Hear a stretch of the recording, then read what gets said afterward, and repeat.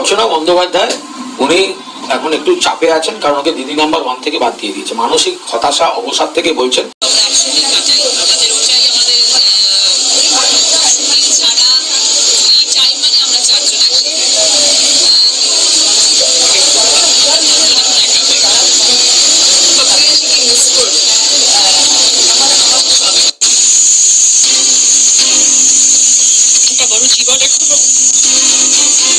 রচনা ব্যানার্জিকে ঘিরে নতুন করে তোলপাড়।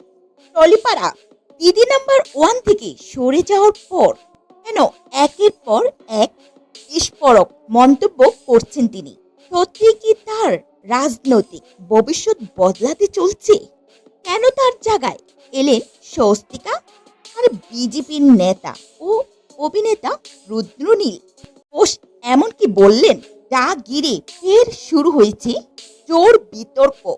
সব প্রশ্নের উত্তর জান ভিডিওটি শেষ পর্যন্ত দেখতে থাকুন। রচনা ব্যানার্জিকে ঘিরে যেন আলোচনা সমালোচনা থামছেই না। দীর্ঘদিন ধরে তিনি দিদি নাম্বার 1 অনুষ্ঠানে জনপ্রিয় মুখ হিসাবে দর্শকদের মন জয় করলেও সময় তাকে ঘিরে তৈরি হয়েছে একের পর এক জল্পনা। অন্যদিকে আরও একটি বিষয় নিয়ে জল্পনা তুঙ্গে। অনেকে দাবি করছেন রচনা ব্যানার্জি নাকি তৃণমূল কংগ্রেস ছেড়ে বিজেপিতে যোগ দিতে যাচ্ছেন। এর মধ্যে এই বিতর্ক নিয়ে মুখ খুলেছেন বিজেপির নেতা ও জনপ্রিয় অভিনেতা রুদ্রনীল ঘোষ।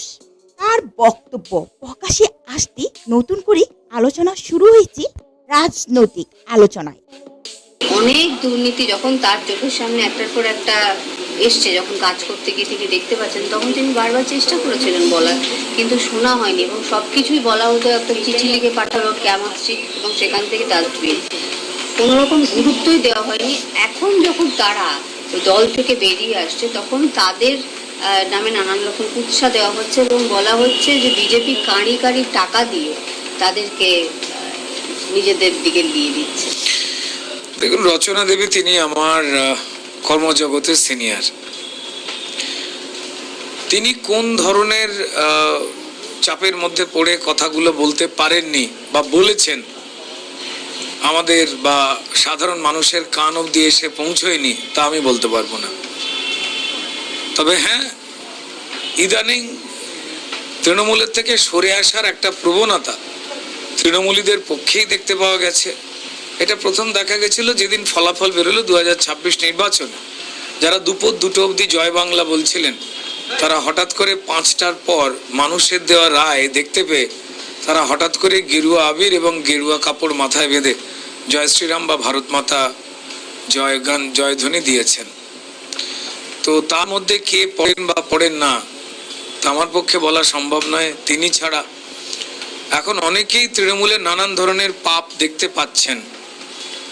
সত্যিই কি তিনি বা তাঁরা এটা নতুন করে দেখে অবাক হলেন, নাকি ফলাফল আলাদা হলে তারা অন্য কথা বলতেন, নাকি সত্যিই যন্ত্রণায় ছিলেন?